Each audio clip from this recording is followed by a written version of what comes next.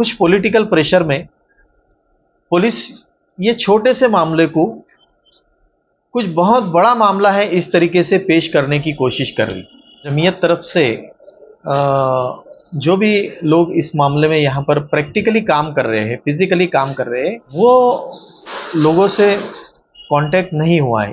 ना कोई मीटिंग में हम लोग थे, ना कोई ऐसी मीटिंग के बारे में हमको मालूमात है, और उस ताल्लुक से कोर्ट में भी कोई चर्चा ऐसी सुनाई नहीं देती मुझे। किसी की जमानत अभी तक तो ये मामले में हो नहीं पाई। भाई वो दो लेडीज की बेल हम मालेगांव के सेशंस कोर्ट में दाखिल करेंगे।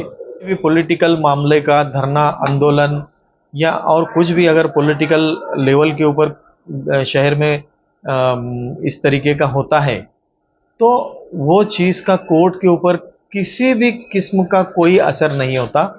उद्या मालेगाव येथे होली उत्सवात मी भाग घेणार आहे। होली दहन सोबत बांगलादेशी व रोहिंग्यांचा पुतळेही दहन केले जाणार।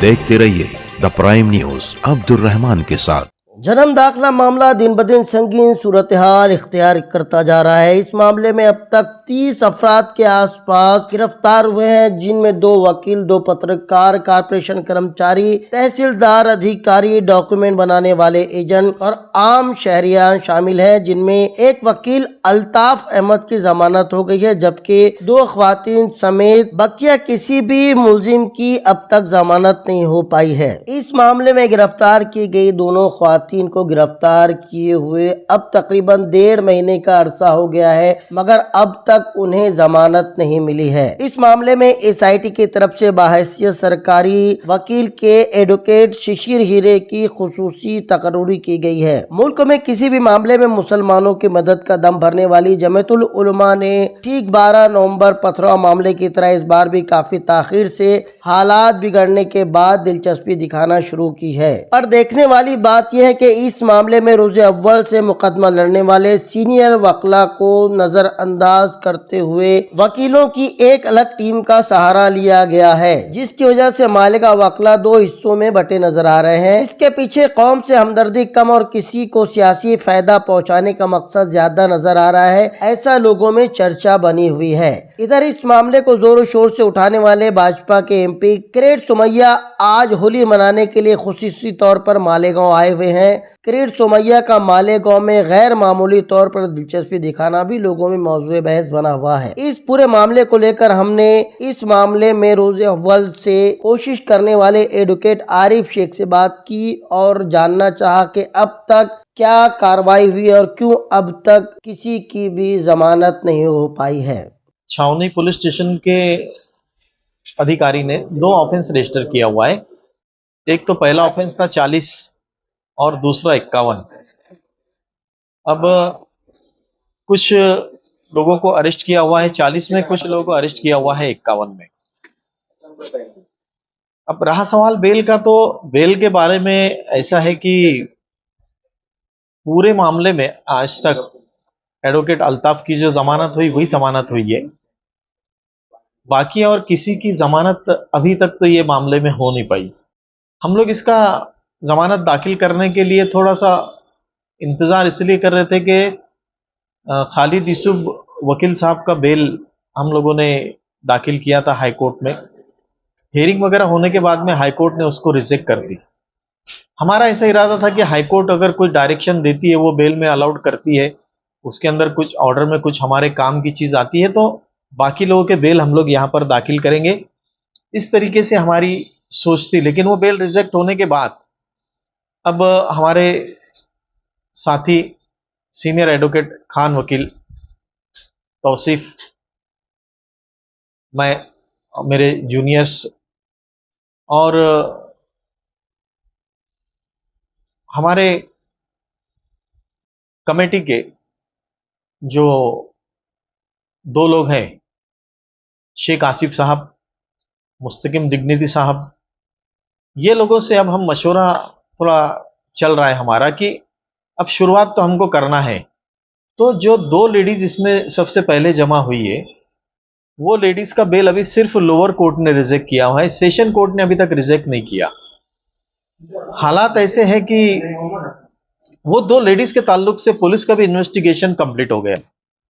टेक्निकली उसमें चार्जशीट नहीं आया है, लेकिन इन्वेस्टिगेशन वो दो लेडीज के ताल्लुक से कंप्लीट हो गया, ये चीज दिख रही है।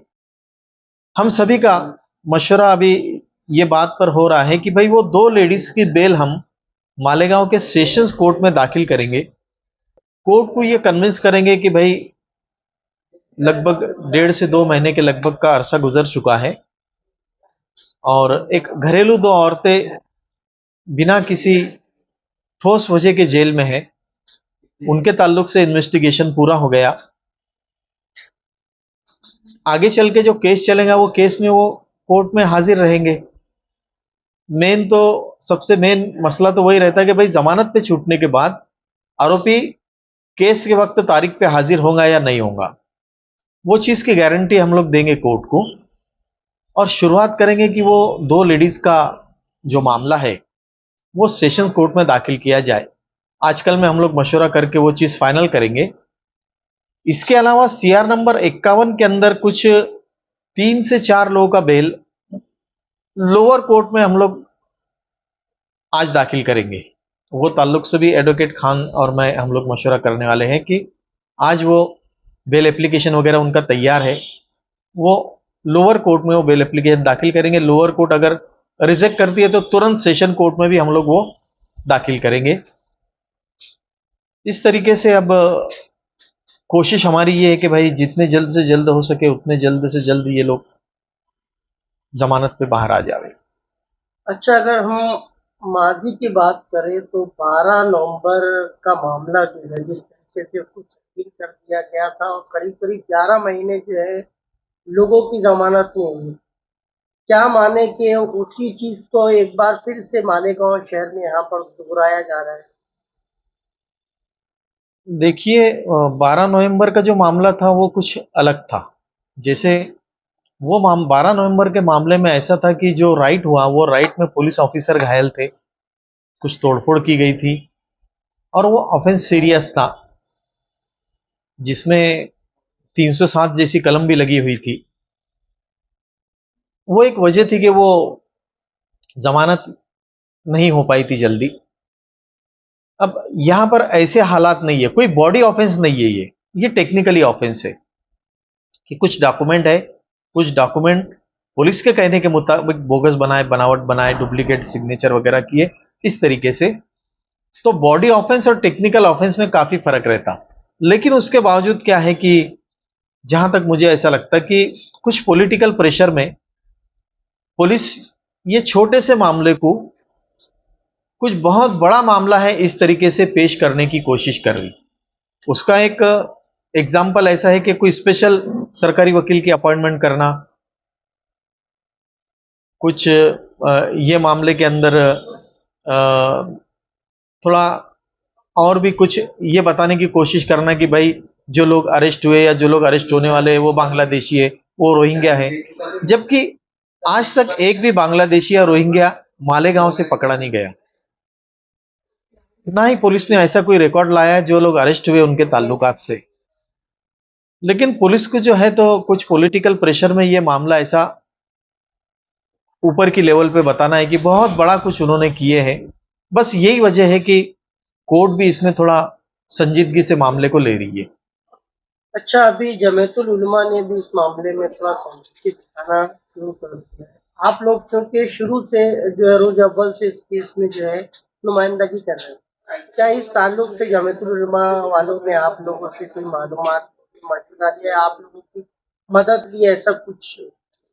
नहीं, मेरी मालूमात के हिसाब से इसमें ऐसा है कि भाई जमीयत तरफ से जो भी लोग इस मामले में यहां पर प्रैक्टिकली काम कर रहे हैं, फिजिकली काम कर रहे हैं, वो लोगों से कांटेक्ट नहीं हुआ है। उसकी वजह इसी कि मेरे से तो कांटेक्ट नहीं हुआ, इसीलिए ना कोई मीटिंग में हम लोग थे, ना कोई ऐसी मीटिंग के बारे में हमको मालूमात है और उस ताल्लुक से कोर्ट में भी कोई चर्चा ऐसी सुनाई नहीं देती मुझे।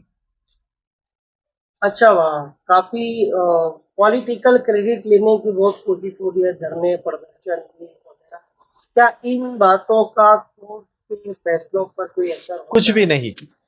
कोई भी पॉलिटिकल मामले का धरना, आंदोलन या और कुछ भी अगर पॉलिटिकल लेवल के ऊपर शहर में इस तरीके का होता है तो वो चीज का कोर्ट के ऊपर किसी भी किस्म का कोई असर नहीं होता। कोर्ट जो है दोनों पार्टी की बात सुन के मेरिट पे ही ऑर्डर करती है। कोर्ट को शहर के अंदर जो भी पॉलिटिकल मामले होते हैं उससे कोई लेना देना नहीं।